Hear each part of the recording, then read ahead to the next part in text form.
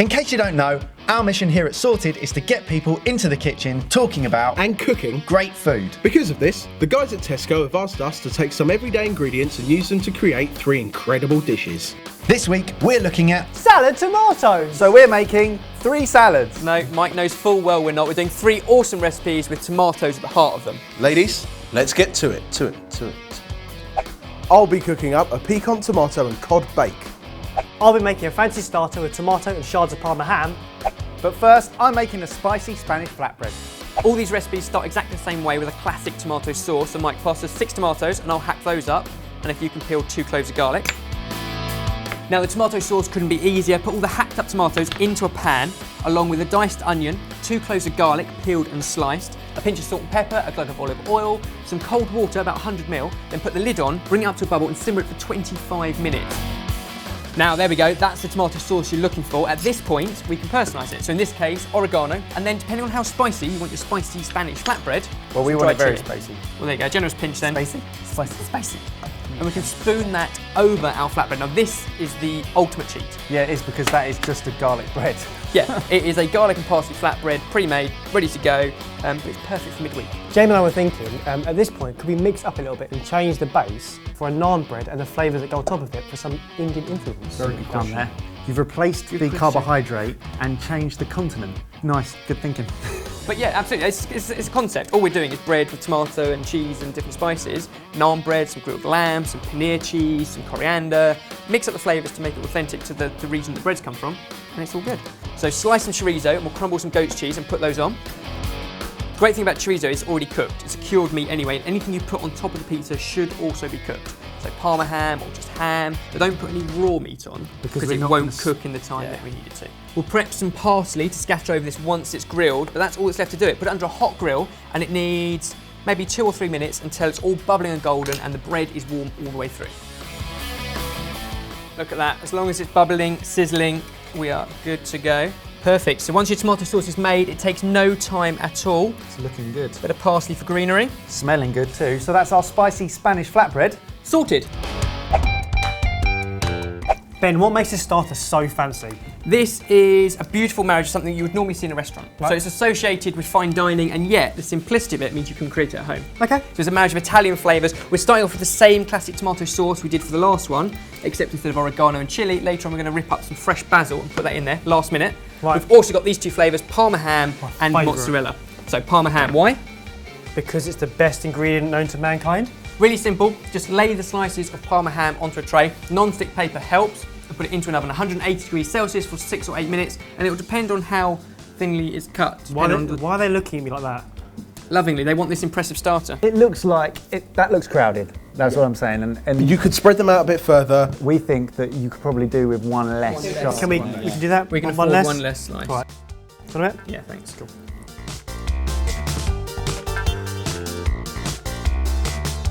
And believe it or not, the process is nearly done. All we need to do is rip up a ball of mozzarella and arrange it on a plate. And as soon as that Parma ham's crispy, we'll start to plate it all up. Easy. And that is what we're looking for. Oh. We've taken it out, we've let it cool down to go nice and crispy, and it's that crisp that you Ruined it. want. That's the bit you need. Try that, tell me that's not good. Amazing. In the meantime, our tomato sauce, I'm now going to rip up fresh basil into that, and we can spoon it all over our mozzarella. We have a question. Go on. I was wondering how many this serves, how many people? If you I've got this. 1. Me. Scatter our tomato over here. Remember, it's got the garlic, it's well seasoned, salt and pepper. It's got the fresh basil in it. And then 2 shards of Parma ham, just kind of angled. That's what makes it posh. Now That's I the see posh it. bit. I see it. And Now it's some posh. very, very final sprigs of really, really fresh basil that doesn't get cooked into the tomato sauce. Oi, oi, oi, oi, oi. And a drizzle of extra virgin olive oil. That is our fancy starter. Sorted. Boom. Now, if you thought Barry's starter was posh, I'm about to blow your mind with this piquant tomato and cod bake. And hey, guess what? It starts off with the same tomato sauce, except this time we're adding to it roasted red peppers, capers and lemons, the kind of piquancy flavours, bold flavours, only 3 of them. It really transforms this dish. You're going to take a roasted red pepper, slice that up, Okay. while I zest a lemon into the sauce. Can I ask a question already? For those of us who didn't go to chef school, what does piquant mean? Well, Michael, I will tell you what piquant means, because I looked it up on the internet earlier. It basically means sharp and tangy flavour. So you know tartar sauce? Yeah. It has that kind of pickled gherkin and caper kind of flavour. So it's Pickly flavour. yeah, kind Something of that makes you go like tart. this. Like capers. Which is that flavour that works so nicely with white fish. Do you want to try some? I love a bit. These are really simple. They come in a jar, pre-done. You can make your own by roasting peppers, blackening the skin, taking it off. Do you want to get some in your mouth and not my leg? They can all go into our tomato sauce along with a generous handful of capers, and that's where the piquancy comes with. Capers often served with fish. Often served with fish. Didn't he play for Spain? Isn't he married to Shakira? Who, fish? What? PK. Oh. PK. Football joke. Now smell that. Immediately you've transformed the same tomato sauce into something completely different, and now that forms the perfect bed for us to bake some beautiful cod on. So what we've got here, cod fillets already skinned and pin-boned. Place them onto our bake, season them with salt and pepper, the zest of a lemon, and the whole thing goes into an oven, 180 degrees Celsius for 10 or 12 minutes. Ready, Ben? Come on, get it out. Look at this. Rip it out. All of those fishy flavours, smell that now. They kind of ooze into that piquant sauce. Serve it with crusty bread or steamed potatoes, winner. That is our piquant tomato and cod bake. Sorted.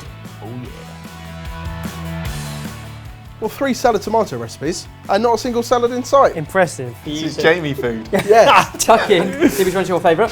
Go for the pizza. I'm going to go for some of this thing without a name. That's delicious. When I start a family, I will definitely make this fish dish. Well, while we work out which of these are our favourites, you guys comment down below which tomato recipe is yours. Or if you wouldn't pick one of these at all, then tell us, what would you do with tomatoes? Make sure you subscribe to Sorted Food. Wah wah wee wah.